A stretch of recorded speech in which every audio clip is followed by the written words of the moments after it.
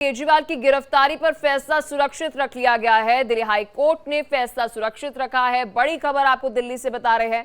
29 जुलाई को मामले में अगली सुनवाई है। केजरीवाल ने सीबीआई की गिरफ्तारी को आपको बता दें चुनौती दी। इस सीबीआई की गिरफ्तारी से जुड़ी बड़ी अपडेट आपको बता रहे हैं।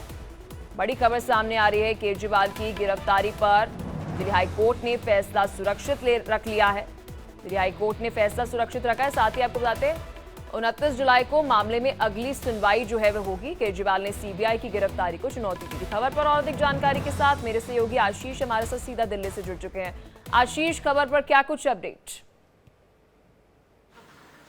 देखिए, दरअसल दिल्ली हाई कोर्ट ने अरविंद केजरीवाल की गिरफ्तारी के खिलाफ जो याचिका दाखिल अरविंद ने की थी उस पर फैसला सुरक्षित रख लिया है। दूसरी, आज मामले की सुनवाई के दौरान ही अरविंद की तरफ से अंतरिम जमानत की भी बात कही गई, जिस पर अदालत ने कहा ठीक है हम फैसला सुनाएंगे। लेकिन नियमित जमानत याचिका जो सीबीआई के मामले में उन्होंने मांगी थी उस पर अदालत ने 29 जुलाई की तारीख तय कर दी है।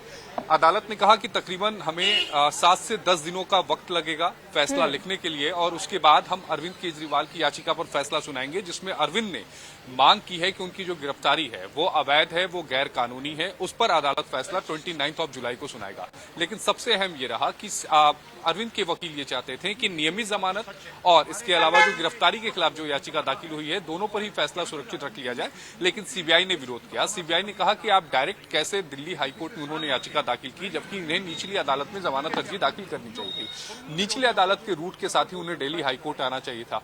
मामले की सुनवाई के दौरान एक वक्त ये भी आया कि अभिषेक मनु सिंघवी जो अरविंद केजरीवाल की तरफ से अपीयर हो रहे थे और सीबीआई के वकील, उन दोनों में तीखी बहस हो गई जब बात जमानत की आई। सीबीआई ये कह रही थी कि जमानत पर फैसला सुरक्षित नहीं होगा, बल्कि गिरफ्तारी के खिलाफ जो याचिका दाखिल हुई है उस पर फैसला सुरक्षित हो। सिंघवी ये कह रहे थे कि नहीं, फैसला अगर सुरक्षित होगा तो दोनों पर हो। उसके बाद कोर्ट ने एक बीच का रास्ता निकाला और कोर्ट ने कहा ठीक है, हम नियमित जमानत अर्जी पर नहीं बल्कि जो इंटरिम जो बेल है हम उस पर आदेश को सुरक्षित रखते हैं। सीबीआई ने मामले की सुनवाई के दौरान आज विरोध किया पूरी तरह से। सीबीआई ने कहा कि अरविंद के खिलाफ हमारे पास पर्याप्त सबूत हैं, अरविंद की याचिका सुनवाई योग्य नहीं है, अरविंद की याचिका खारिज की जानी चाहिए। और हमने पूरी डिटेल के साथ जब पूरी जानकारी इकट्ठा कर ली उसके बाद ही अरविंद केजरीवाल को गिरफ्तार कराया। चूंकि उनकी तरफ से ये कहा गया था, अभिषेक मनु सिंघवी की तरफ से, कि ये इंश्योरेंस गिरफ्तारी है, जिसका सीबीआई ने विरोध किया और कहा कि नहीं, ये इंश्योरेंस गिरफ्तारी नहीं है। और सीबीआई ने इसका कहा कि इस मामले में पूरी तरह से जब ईडी के मामले में जमानत मिली उसके बाद पूरी तरह से कार्रवाई की गई, तब अरविंद को गिरफ्तार किया गया, क्योंकि अरविंद ने इस पूरे मामले में संतोषजनक जो जवाब था वो नहीं दिया था। बिल्कुल आशीष, अगर हम दोनों पक्षों की बात करें तो इस वक्त सीबीआई ने अपने पक्ष में क्या कुछ कहा है? क्योंकि इससे पहले जब हम ईडी की बात करते हैं, ईडी ने कहा था कि अब तक की जांच जो हमने की है वो हवा में नहीं की है। तो सीबीआई ने अपने पक्ष में क्या कुछ कहा? जी देखिए, अगर हम सीबीआई की दलीलों पर आते हैं, पहली अहम बात सीबीआई ने कही कि हमारे पास अरविंद केजरीवाल के खिलाफ सबूत हैं। अब हमारे साथ संजीव नासियाल साहब जुड़ रहे हैं, आम आदमी पार्टी के लीगल सेल के हेड है। संजीव जी, सीबीआई ने जो जवाब दिया, सीबीआई का ये कहना है कि ये पूरी तरह से जो इंश्योरेंस जो अरेस्ट होता है, जिसको अभिषेक मनु सिंघवी ने कहा कि नहीं भाई ये इंश्योरेंस अरेस्ट है, सीबीआई ने कहा नहीं, इंश्योरेंस अरेस्ट नहीं है। ये नहीं, इंश्योरेंस अरेस्ट इसलिए है क्योंकि सीबीआई की जब एंट्री होती है, सीबीआई ने लगभग 1 साल पहले सीएम साहब को 160 का नोटिस देके बुलाया था और करीब 8 घंटे लंबी पूछताछ के बाद सीबीआई जाके सो गई थी। तो सीबीआई किस बात की इंतजार कर रही थी?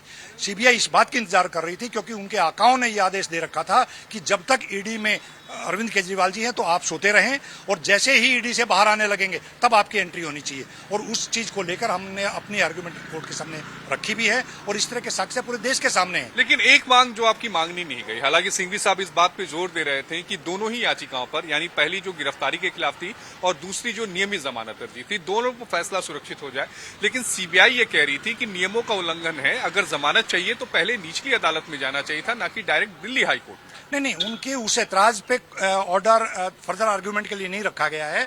2 ऑर्डर रिजर्व हुए हैं, एक तो इंटरिम बेल पे और दूसरा इलीगल अरेस्ट पे। रेगुलर बेल पे क्योंकि उनको रिप्लाई देके और आगे फर्दर आर्गुमेंट के लिए वो टाइम मांग रहे थे, तो इसलिए कोर्ट ने उनको टाइम दिया है कि आप अगर कोई और आर्गुमेंट रखना चाहते हैं तो आप 29 जुलाई को आ सकते हैं। क्योंकि आपने अप्रैल पिछले साल का जिक्र किया, 2023 में जब अरविंद केजरीवाल को सीबीआई ने बुलाया था, 9 घंटों की पूछताछ हुई थी, 160 के तहत नोटिस जारी किया गया था। उसको सीबीआई की तरफ से क्लेरिफाई ये किया गया कि उस नोटिस का मतलब ये नहीं कि गवाह के तौर पर बुलाया गया था, बल्कि उस नोटिस का मतलब ये था कि हम सबूतों से एक बार उनको रूबरू कराना चाहते हैं। नहीं, मैं मैं इस आर्गुमेंट को एक सेकंड के लिए मान भी लूं तो 1 साल तक किस बात की इंतजार कर रही थी सीबीआई? सीबीआई के पास 1 साल में ऐसा कौन सा नया एविडेंस आया जो कोर्ट के सामने नहीं लेके आए?